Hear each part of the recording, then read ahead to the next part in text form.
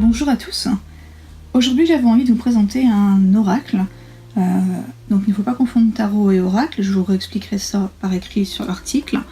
Mais j'avais envie de travailler ma lumière. Et cet oracle s'appelle Work Your Light de Rebecca Campbell. J'avais envie en fait de trouver du positif dans le quotidien et j'ai acheté deux oracles en même temps qui sont faits pour ça. Je vous présenterai l'autre la prochaine fois. Il faut savoir que moi je suis plus... Je dis beaucoup il faut savoir, pardon.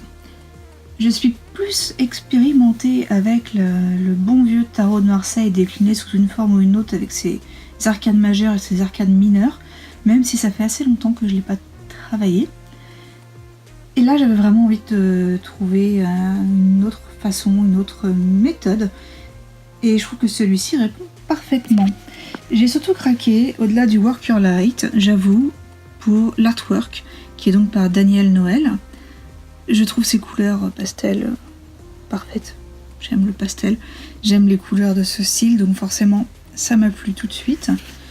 On est vraiment sur un boîtier solide, classique, et voici en fait ce qui nous permet. En fait nous avons 44 cartes. Les confirmation cards nous permettent d'avoir une réponse claire. Oui, non, peut-être, enfin vraiment tout de suite dans l'immédiateté de la réponse. Les inquiry cards, c'est à nous en fait d'aller chercher la réponse au plus profond de nous-mêmes. Les action cards nous indiquent vers quelle direction se diriger. Les activation cards, là va nous aider à progresser en fait, à activer ce qu'il faut pour avancer. Et puis les transmission cards nous connectent avec les énergies qui sont les plus à même de nous aider dans notre chemin. C'est un oracle auquel on pose une question de manière claire, ou on demande un thème en général, et puis on fait un tirage. Je vais vous montrer l'intérieur de la boîte maintenant. Donc vous avez un livret qui reprend la présentation du coffret et qui va vous permettre de partir à la découverte des cartes et de ce qu'elles peuvent faire pour nous. Je vais vous montrer le sommaire parce que je trouve ça intéressant que vous puissiez voir de quoi on parle. Donc vous voyez, on retrouve les suites, donc les jeux de cartes, les suites qui nous permettent de choisir comment tirer nos cartes. Hop.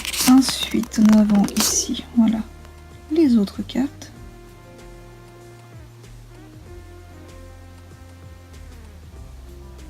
Ça assez intéressant, puis vous allez voir les cartes sont magnifiques.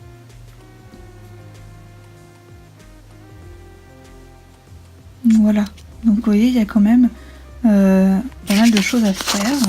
On vous souhaite la bienvenue en fait avec cet oracle et on nous explique un petit peu l'origine du projet et ce que ça donne. Nous sommes l'oracle, c'est-à-dire qu'on en fait ce que nous sommes, tout simplement. Je pense que c'est valable avec beaucoup d'oracles. Il faut se l'approprier, il faut le personnaliser.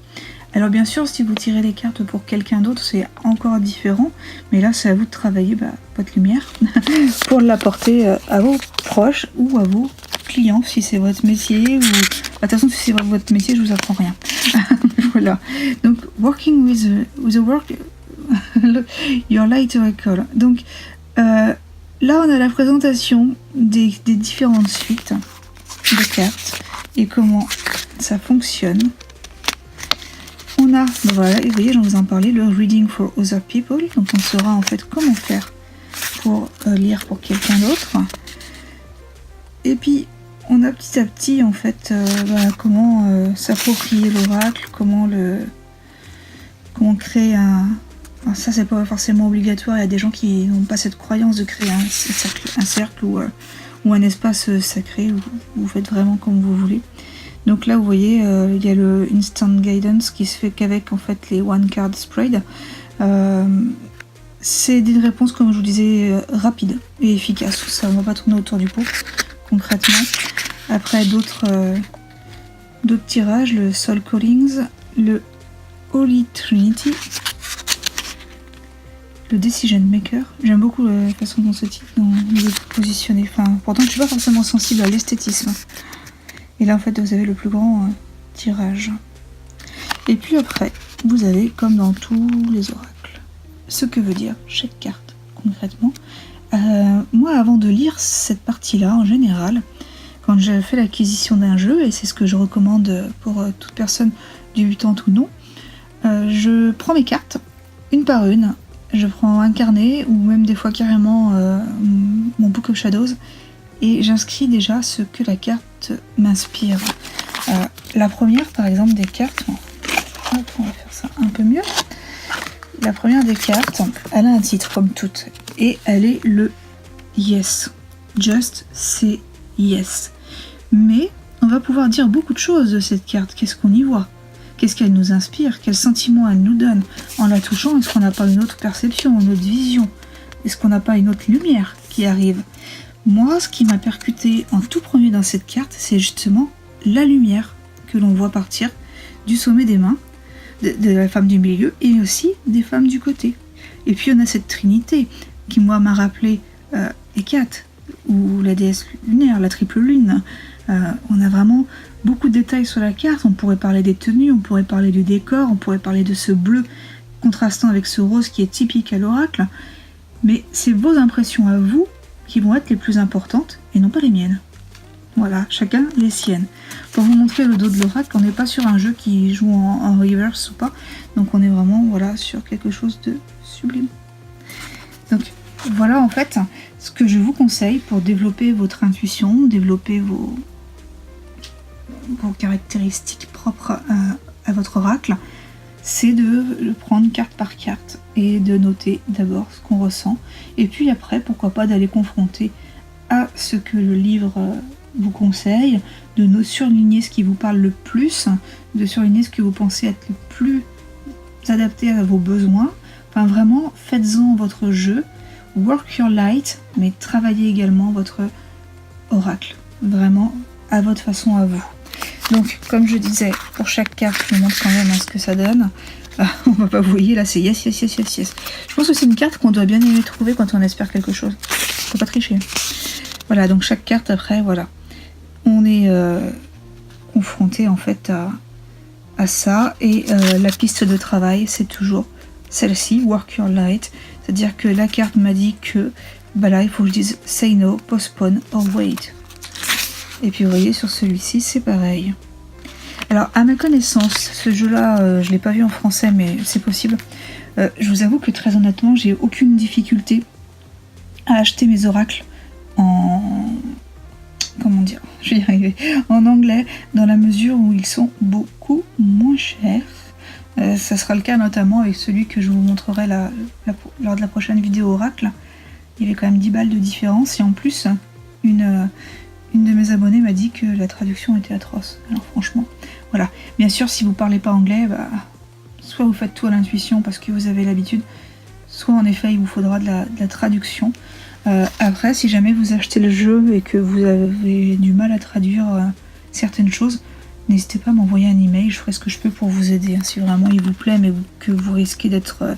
vous n'êtes pas sûr de bien avoir compris, vous m'envoyez un email et on s'arrangera ensemble, il n'y a pas de souci. Alors après, attention, je suis pas bilingue, mais pour ce genre de choses, mon niveau d'anglais me suffit largement. Donc on a quand même à la fin aussi quelque chose pour rejoindre sur le site, je ne l'ai pas encore fait. L'artiste aussi, parce que c'est important quand même de voir ce qu'elle a pu faire. Et il me semble aussi qu'on a... non, c'est ça, l'artiste. Et ça s'arrête là, c'est l'auteur qui termine. Voilà, Rebecca Campbell. C'est vraiment... oui, on la voit ici. On est sur une jeune femme. Je suis allée voir son site. Elle a écrit des livres également, dont certains sont traduits en français. Il y en a un qui s'appelle Work Your Light quelque chose. Je pense que je vais l'acheter puisque en lisant quelques cartes et en lisant ce guide, j'ai été assez intéressée par son écriture, sa façon de voir les choses. Donc après, c'est pas forcément la personne avec laquelle, enfin la créatrice d'oracle avec laquelle j'ai la plus grande affinité, mais franchement, j'ai eu un très très très très bon ressenti avec ce jeu.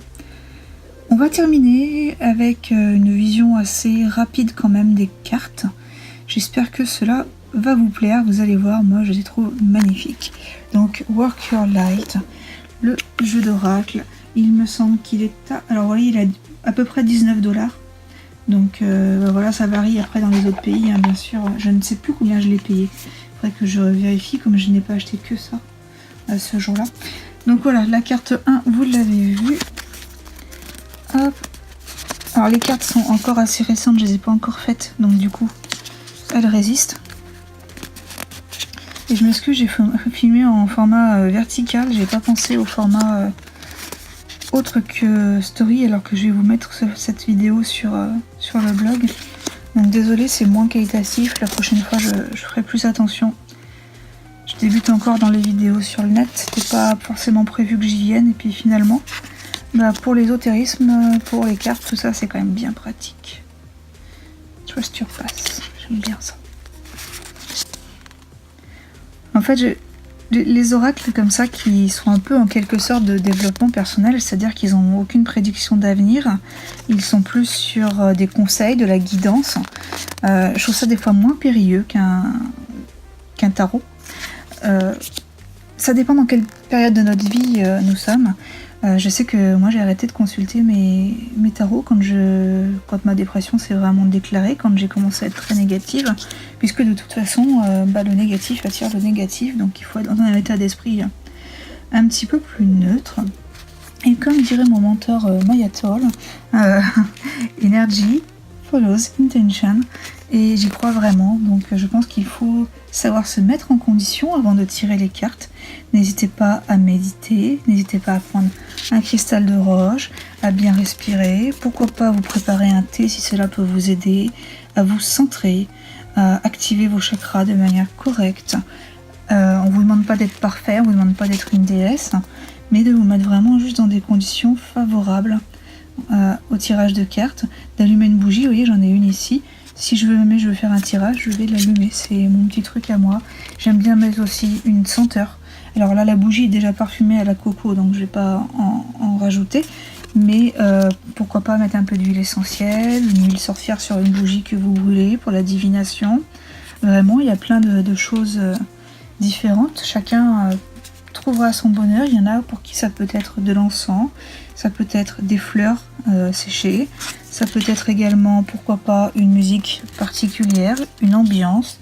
Vous pouvez calfeutrer les fenêtres pour donner une intimité à la flamme de la bougie. Vraiment, il n'y a pas de règles. C'est à vous de trouver vos règles, vos façons de travailler, ce qui marche pour vous. Ce qui marche pour l'un ne marche pas forcément pour l'autre. On peut se donner des conseils entre nous, mais c'est à chacun de trouver vraiment sa voie. Moi, j'aime bien mettre un petit peu de sauge en fait avant un tirage. Je vais avoir tendance aussi à purifier mes cartes à la sauge, mais c'est pas forcément nécessaire. À l'encens, ça marche bien aussi, ou des fois, on n'a pas forcément envie. On peut juste y passer à la lumière de la lune. Il y a vraiment plein de choses. Il faut écouter votre intuition, ouvrir tous vos sens. Après tout, le 6e sens, ça va être l'intuition. Donc il est quand même important de s'y fier un minimum. Vous allez peut-être vous tromper une fois, 10 fois, 20 fois, peut-être même 100, mais au bout d'un moment, vous aurez tellement travaillé tout ça que votre lumière, elle sera au top, et que tous les conseils que vous aurez suivis pendant ce parcours vous permettront de réaliser et d'accomplir ce que vous souhaitez. L'univers ne pourra être qu'à vos côtés.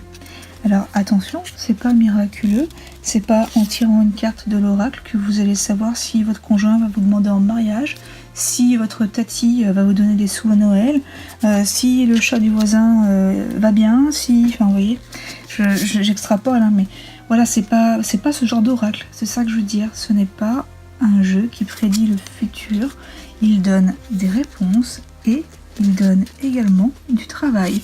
Voilà, celui de Work Your Light.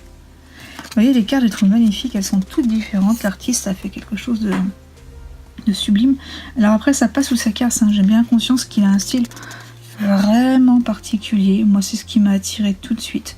J'aime en fait les jeux de cartes qui ont du style. Peu importe le style, j'aime autant le pastel et le doux que le dark et le gore. Enfin voilà, ça dépend. Il y a des jours où on a envie de travailler avec tel jeu, d'autres jours on va préférer travailler avec un autre jeu. Vraiment, il faut écouter notre Intuition. Et je vois que la vidéo est tellement longue qu'en fait je vais même pas la mettre en story. Je vais la mettre directement en format blog. Donc je m'excuse vraiment pour le format vertical que j'aurais pu éviter. Voilà, mais je vous cache pas que je ne vais pas en retourner une. Là j'étais vraiment dans la dynamique de vous présenter les cartes et de vous donner quelques conseils. Parce que bah voilà, j'ai senti l'appel des cartes. J'ai senti l'appel de Dansa à Opium and Witches pour vraiment partager avec vous des choses qui sont importantes.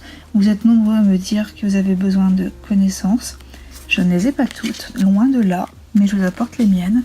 Et puis vous inquiétez pas si vraiment le jeu vous bloque pour une raison ou pour une autre, ou par le fait qu'il soit là en anglais, à vérifier. Je vous mettrai dans l'article si jamais j'ai trouvé une version française. Voilà, ne vous inquiétez pas, je présenterai aussi des jeux en français. J'en ai pas beaucoup, c'est vrai, en oracle, mais j'en ai quand même. Et puis, je vous ai dit, demandez-moi, je vous aiderai avec la traduction. Il n'y a pas de problème là-dessus. Peut-être même que je ferai des petites fiches qui résument chaque carte pour que vous puissiez mieux comprendre l'oracle. Mais franchement, on n'est pas sur des choses compliquées. Voilà, vous avez vu les 44 cartes. J'espère qu'elles vous ont plu. J'espère que cette vidéo de présentation vous aura plu également. Si vous avez des questions, posez-les directement sur mon blog. Ou si ce sont des questions trop intimes, envoyez-moi un mail à opiumandwitches@gmail.com. J'ai vu d'ailleurs que j'avais des mails à répondre, donc je vais m'y mettre. Je vais activer ça très prochainement.